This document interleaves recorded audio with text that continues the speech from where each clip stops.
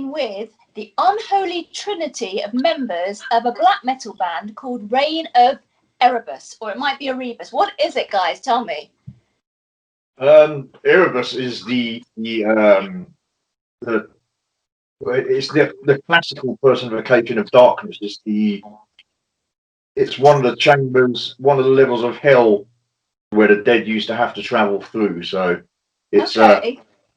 apps at the time. I mean, we came up with a name in like 1997, and it was just like I was quite into sort of Greek mythology and everything back then, and it was just kind of a name that as soon as I thought of it, it was like, yeah, I've got to go with that one. So Okay, well, I know you as Scott, John and Scott, but you have stage names which I cannot pronounce, and I'm not even going to try. So I want you to introduce yourself in your stage name, please, for everybody. Yeah, I want to hear how it's done. I'm Chthonian vocals. I'm a VYCM on guitar. What is VYCM? It's an acronym. For? It's a star. I'm quite into astrology and stuff like that, so it's a super red giant star. It's an acronym. Oh, okay. I was trying to work out what else it could start for. I started with very, and then I kind of, not got very far after that.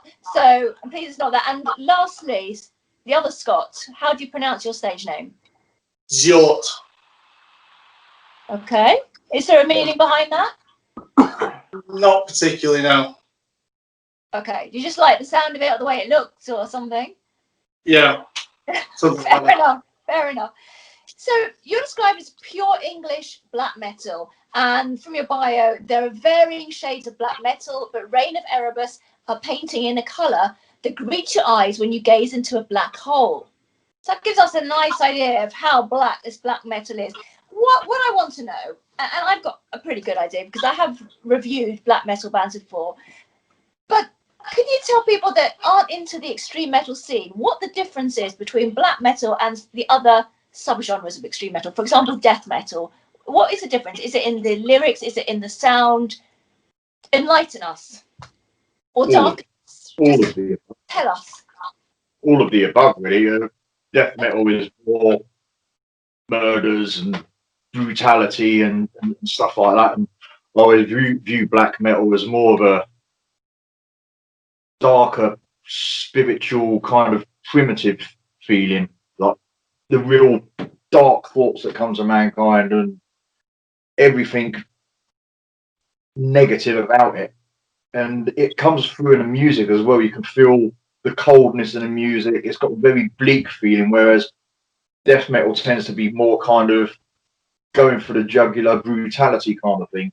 So I think black metal is a lot more, it can still be fast and it can still be aggressive, but it has a lot more of an atmosphere about it. Yeah. Yeah, because you have atmospheric black metal as well. So that's almost another subgenre within a subgenre within another subgenre. And you can tell how heavy a band is by the logo, I've always said.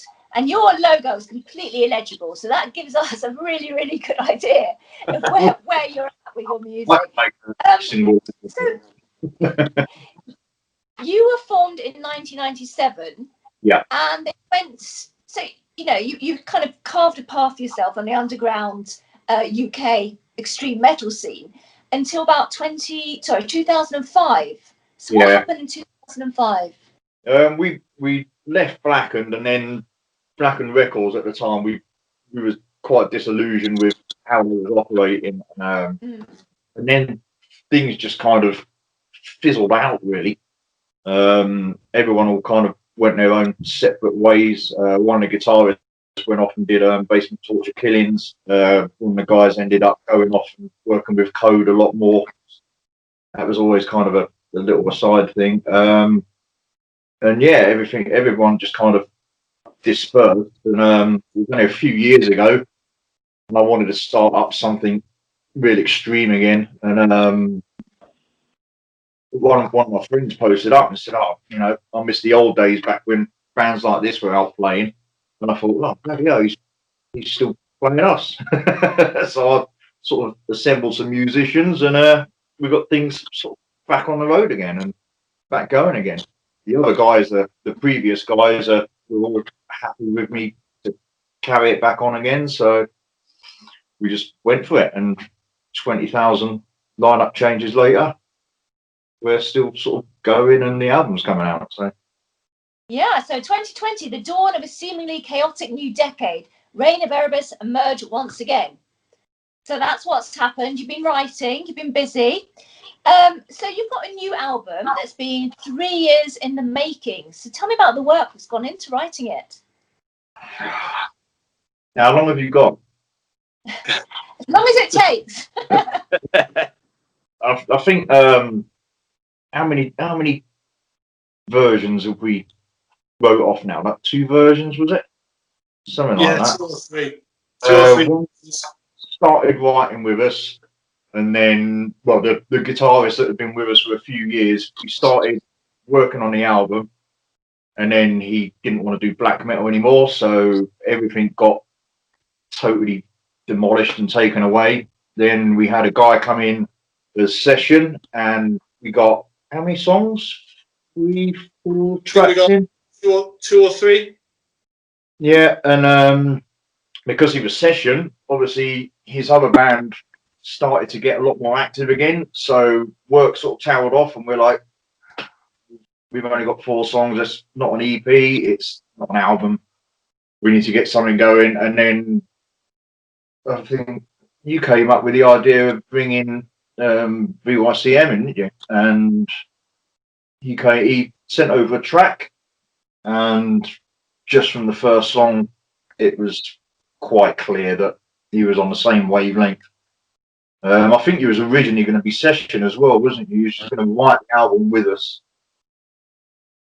And I think it was about 2 or 3 songs. I said, well, you just want to just be part of the band, because, you know, it's quite clear that the music you're writing is the music we want to be putting out, really. So, and that's where we are. And that was the actual work on with the 3 of us. Has that been about a year? Something like that. It was something like I would say more like 18 months now. It was probably last April, something like that, I think. Okay. So the new album is called Demort Eterna. I hope I pronounced that right. It's of Death Eternal, or the Eternal Death. Yeah. So the question here is, why did you call it that? And what are the songs about?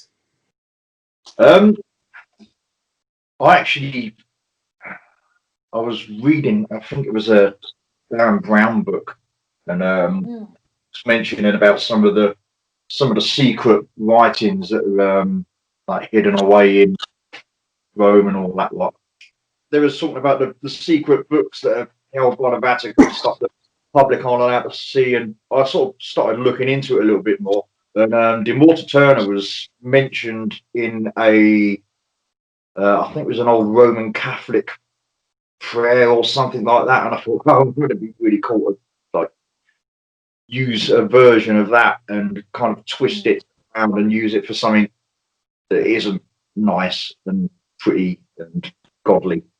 And so that title kind of stuck with me for ages. I ran it past the guys, and they were like, "Yeah, sounds brilliant. Yeah, let's go with that." So that's where the title came from. So that was just me one night bored reading a Brown book. When will the album be released? Of course, that's the most important question of all. When is it being released, and how can people find it? It's 9th of October, isn't it? We believe everything going to plan with the CDs being delivered. Everything should be ready for the 9th of October. You can find it on Bandcamp. You can also get it via the Infernum website, I think. Yep. Do we have any streaming platforms? Are we on Spotify or anything like that? I honestly don't remember. Not on Spotify, because you pay a ton of money to get it on there and get back. Get nothing back. There you go. Spotify. We're not there. Yeah, that's a conversation for another day. So you've just signed to Infernum Records about a month ago. So congratulations, first of all, on that.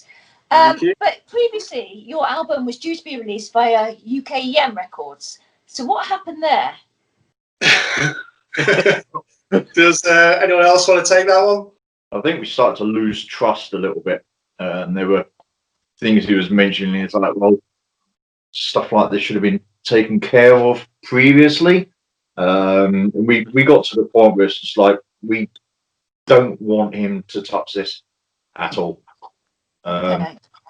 We made the decision before any sort of production costs were incurred by him.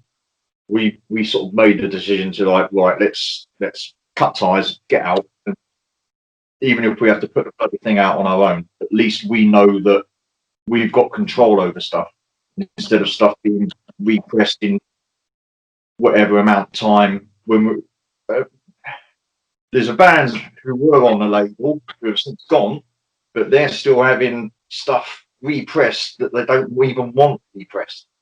And I don't know, I mean, we made that decision, we walked away, and we knew we was going to get a bit of flack for it. Obviously, their supporters gave us the flack that we was expecting, but what was unexpected to us was the response we got from the other bands that were on the label. That was, yeah, we didn't realise that we were the only ones feeling about the same. Right, okay. So it kind of right. it sort of justified that to us that our decision was the correct decision, really. Yeah, yeah. And I want to know, I've seen some photos of you at your signing with Infernal Records, and you know, what goes on then behind closed doors at these signings when you sign with a record label? What does that meeting consist of? Because it looked like you were just down the pub having a few drinks. Is that what it is? Pretty much. We're not going to make a song and dance of saying there's any sacrificial slaughter or any, you know, virgins or anything like that. It's usually just meet down the pub, have a couple of beers. If it turns into a messy night, it turns into a messy night. Anyone who goes down the path of, yeah, we sacrificed a couple of virgins, bollocks. Yeah, I mean, how would you know they were virgins? Exactly. Brighton, there's not many, is there? And you were in a pub and you had a few drinks and you said, yep, we want to sign with you. And that's what happened. Is that pretty much? Yeah, I mean, we chatted about certain aspects. It's like, yeah, is this okay? Is that okay? And then they're like, yeah, that's absolutely fine. And then we sort of carried on chatting and stuff. And they're like, oh, yeah, contracts. Yeah, you want to sign them quickly? And I was like, oh, yeah, that's what we're here for anyway. You forgot what you were there for. Okay. I think you guys have too much fun to be in a black metal band. Quiet. Years ago, when we first started, it was like, yeah, you know, this no smiling and no fun, and you know, you have to not talk to anyone. And these are, I'm a middle-aged bloke with like family and stuff like that. Anyone who says they are that person like 24 hours a day, that talk shit. Yeah, I totally agree. Everyone, when they go on stage, has got a slightly different persona, whether they like it or not. That's just how it is. You take it seriously when you take it a bit too seriously when you're younger, but I think as you get older, it just sort of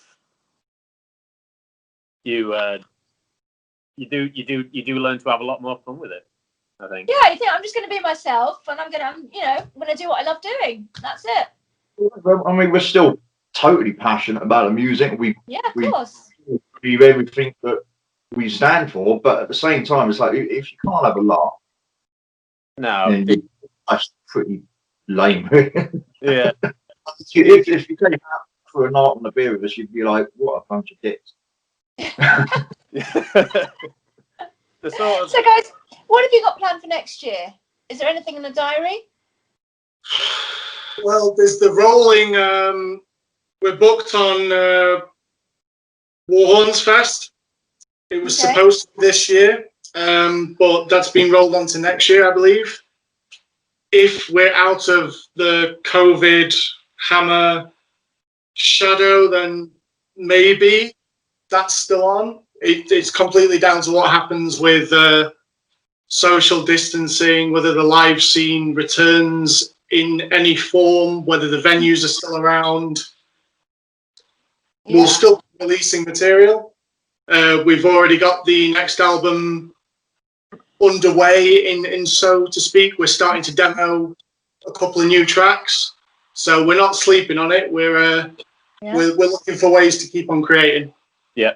Brilliant. Well, you know, best of luck to you with the album that you've got coming out, and also with the one you've got coming next. You're definitely busy, and you know, I congratulate you for coming back to it after all those years, because that doesn't often happen. So so well done, guys, and I wish you all the best. Cheers.